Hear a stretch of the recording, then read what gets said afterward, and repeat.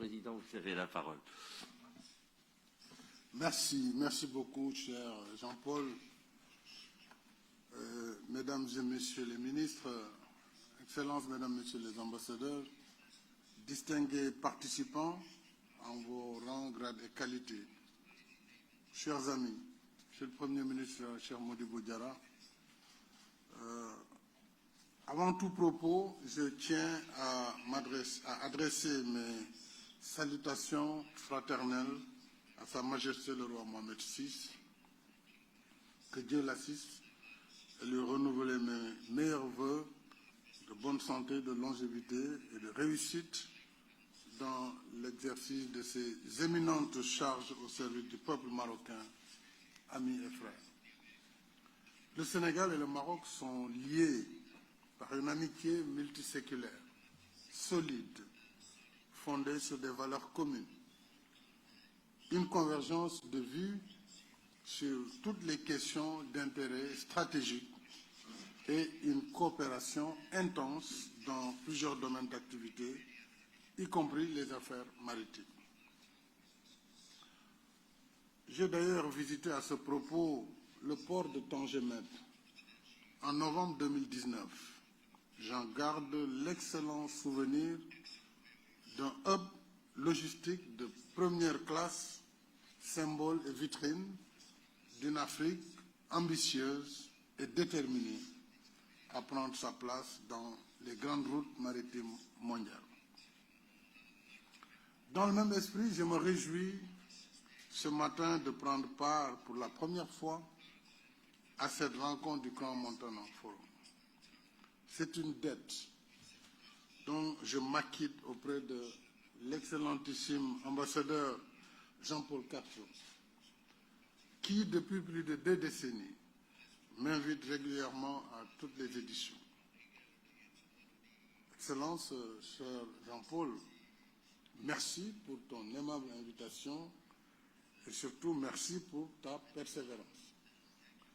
C'est un honneur pour moi de participer avec vous ce matin sur ces échanges très importants concernant la sécurité maritime, sécurité et sûreté maritime. Dans un monde de guerre et de tensions multiples, la problématique de la sécurité et de la sûreté fait assurément partie de l'enjeu sécuritaire global. Les routes maritimes continuent d'être exposées à de graves menaces. Conflits armés, piraterie, trafic illicite de tout genre, rivalité géostratégique, et j'en passe. Et nous le vivons présentement. Les conséquences de ces menaces sont dommageables à plusieurs égards.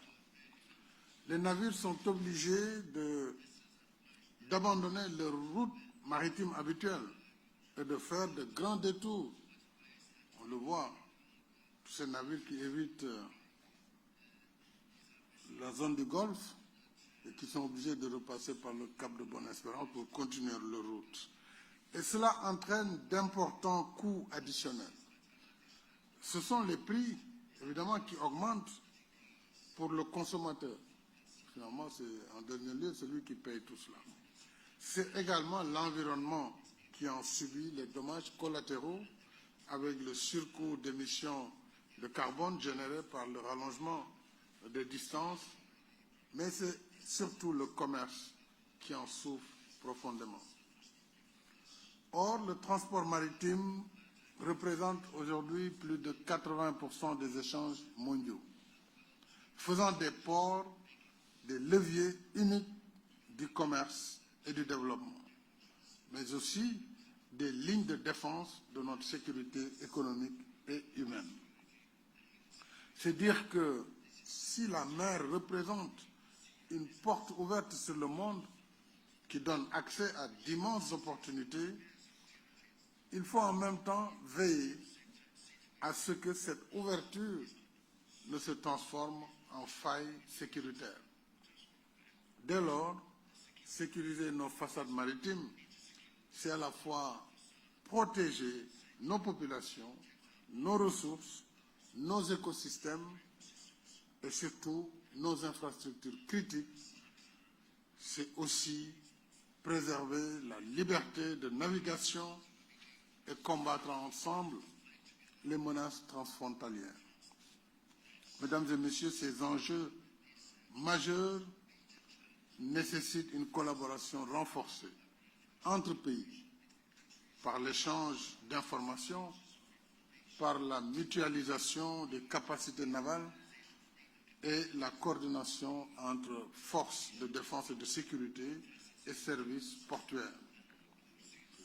Voilà pourquoi il faut continuer à investir non seulement dans les infrastructures maritimes, mais aussi dans la sécurité et la sûreté, dans la formation des personnels, la résilience numérique et la protection des acteurs portuaires.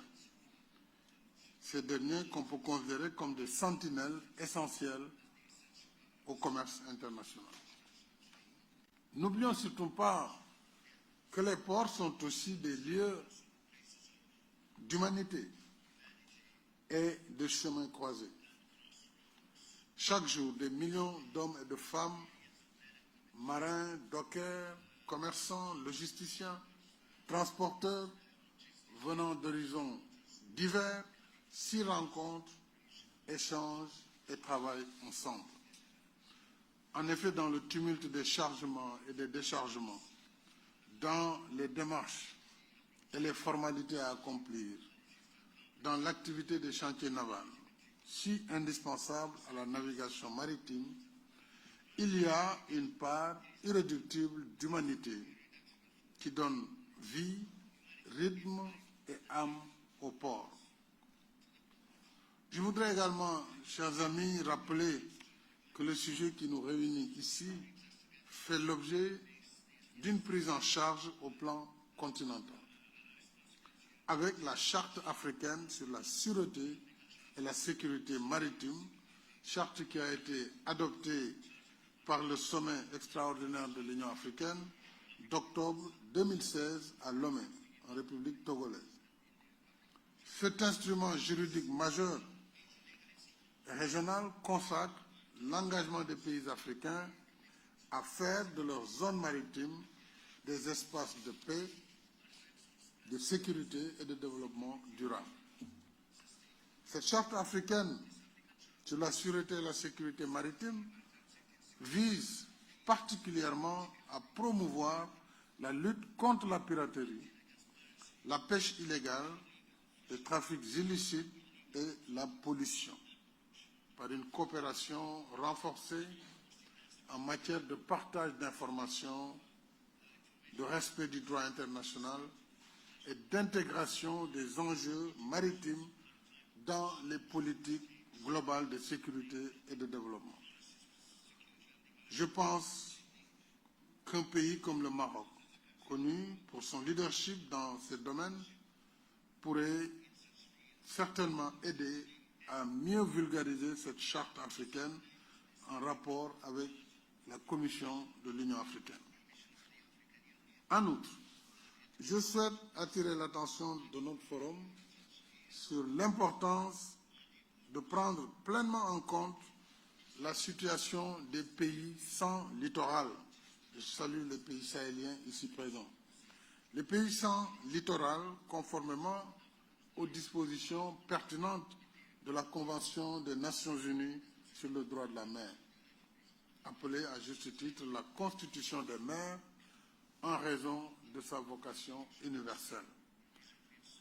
Cette vocation universelle qui a tendance à faire des espaces maritimes des lieux de coopération dans un esprit de bon voisinage qui consacre le droit légitime de ces pays à un accès libre et sécurisé à la mer. La Convention de Montego Bay nous rappelle en effet que la mer n'est pas seulement une affaire de pays côtiers. La mer est aussi celle des pays enclavés, dont l'accès aux corridors maritimes est une nécessité vitale d'inclusion, d'échanges commerciaux et de développement économique. Mesdames et Messieurs, distingués participants, en matière de commerce pour le développement, c'est certainement par la mer que l'Afrique comptera de façon plus importante dans les échanges mondiaux. Et c'est par des ports modernes qui répondent pleinement aux impératifs de sécurité et de sûreté que nous réussirons à faire de nos pays des maillons indispensables de la chaîne logistique maritime mondiale. Je reste persuadé que par vos expertises combinées, vous apporterez une contribution significative à cette ambition légitime. Je vous y encourage vivement et voudrais encore une fois remercier Jean-Paul Cartron pour sa résilience parce que nous sommes au 40e anniversaire du Forum du Grand Montano. Cela prouve vraiment son mérite et cela prouve la justesse de sa vision et il mérite tous nos encouragements et tout notre soutien. Je vous remercie de votre aimable attention.